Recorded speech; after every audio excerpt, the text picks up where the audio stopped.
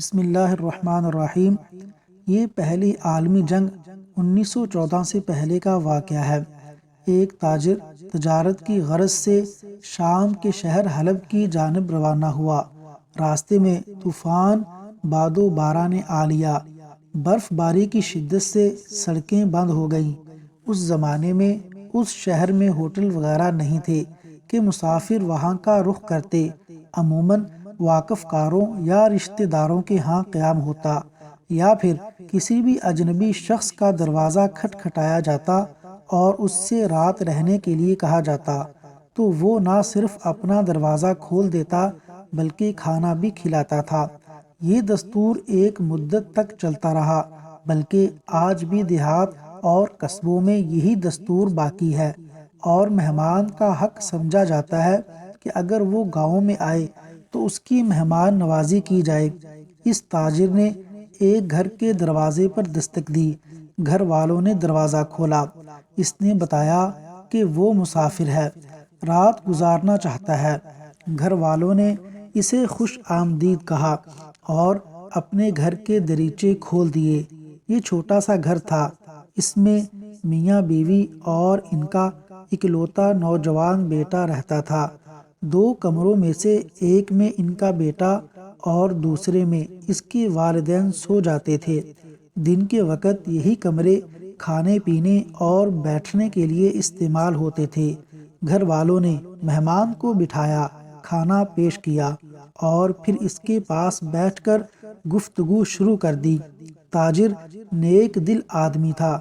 اس نے میزبانوں کو تفصیل سے اپنے حالات سے آگاہ کیا اور بتایا کہ اس کے پاس ایک خطیر رقم موجود ہے جسے وہ مال تجارت خریدنے کے لیے لایا ہے۔ رات دیر تک باتیں ہوتی رہیں۔ یہ گفتگو میزبان کی بیوی بھی سن رہی تھی۔ اسے پتہ چل گیا کہ ہمارے مہمان کے پاس بھاری رقم موجود ہے۔ سوتے وقت اہل خانہ نے مہمان کے لیے نئے بستر کا اہتمام کیا۔ اس پر مہمان لیٹ گیا۔ دوسرے کونے میں ان کا بیٹا لیٹ گیا۔ بیوی نے اچانک خاوند کے کان میں سرگوشی کی، ہم آخر کب تک فقر و فاقہ کی زندگی گزارتے رہیں گے؟ ہمارا مہمان مالدار آدمی ہے، ایک بڑی رقم اس کی جیب میں موجود ہے۔ ہمیں رقم کی شدید ضرورت ہے۔ ہم اگر چاہیں تو راتوں رات امیر بن سکتے ہیں، مگر وہ کیسے؟ خاوند نے پوچھا۔ اس وقت ایسا نادر موقع ہے جو شاید کبھی نہ آئے۔ اس کی بیوی نے ورغلایا، آؤ ہم اس مہمان کو قتل کر دیں، جتنا مال اس کے پاس ہے قابو کر لیں اور لاش ٹھکانے لگا دیں۔ اس طوفان باد و باران کے موسم میں کسی کو کچھ پتہ بھی نہ چل سکے گا۔ کسی کو بھی معلوم نہیں کہ ہمارے گھر میں مہمان موجود ہے۔ رات اندھیری اور سرد ہے۔ لاش کو ٹھکانے لگانا کوئی مشکل نہیں۔ ہم راتوں رات بہت مالدار بن جائیں گے۔ اس کا خاوند پہلے تو انکار کرتا رہا کہ مہمان کے ساتھ ایسا ظلم کرنا بڑی وحشیانہ حرکت ہے، مگر اس کی بیوی اس کا حوصلہ بڑھاتی رہی۔ ادھر شیطان بھی زور لگا رہا تھا، ہم اپنی شدید ضرورت کی وجہ سے ایسا کر رہے ہیں، خون کرنا ہماری خواہش نہیں، مگر بھوک کا علاج تو بہرحال کرنا ہوگا۔ اس کی بیوی اسے اسی طرح کے جھوٹے دلائل سے قائل کرتی رہی۔ بالآخر وہ اس کی باتوں میں آ گیا۔ اب وہ اپنے مہمان کو قتل کرنے اور اس کا مال چھیننے کی پلاننگ کرنے لگا۔ رات آدھی سے زیادہ بیت چکی تھی۔ سردی کی شدت میں اضافہ ہو رہا تھا۔ برف باری کا طوفان جاری تھا اور ادھر میاں بیوی خنجر تیز کر رہے تھے۔ بیوی شوہر کو حوصلہ بھی دیتی جا رہی تھی۔ وہ بالآخر اپنے بیٹے اور مہمان کے کمرے میں داخل ہوا۔ بیوی اس کے پیچھے پیچھے تھی۔ وہ آہستہ آہستہ چلتا ہوا کمرے کے بائیں رخ مڑا، جہاں اس نے اپنے ہاتھوں سے مہمان کے لیے نیا بستر بچھایا تھا۔ کمرے میں شدید اندھیرا تھا۔ اس نے بستر ٹٹولا، پھر اندازے سے گردن تراش کی اور خنجر چلا دیا۔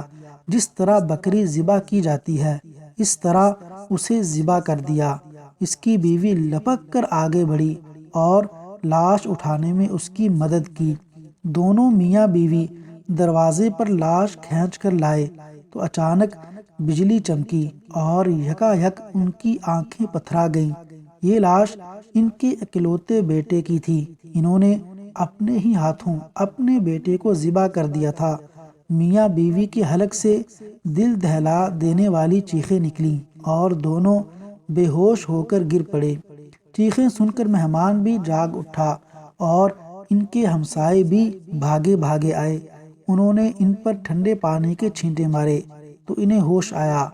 پولیس کو اطلاع ملی، وہ فوراً پہنچ گئی۔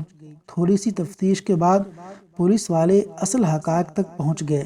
قصہ یہ ہوا کہ جب رات کو اس کا والد مہمان کو الوداع کہہ کر اپنے کمرے میں چلا گیا تو مہمان اور اس کا بیٹا خاصی دیر تک باتیں کرتے رہے۔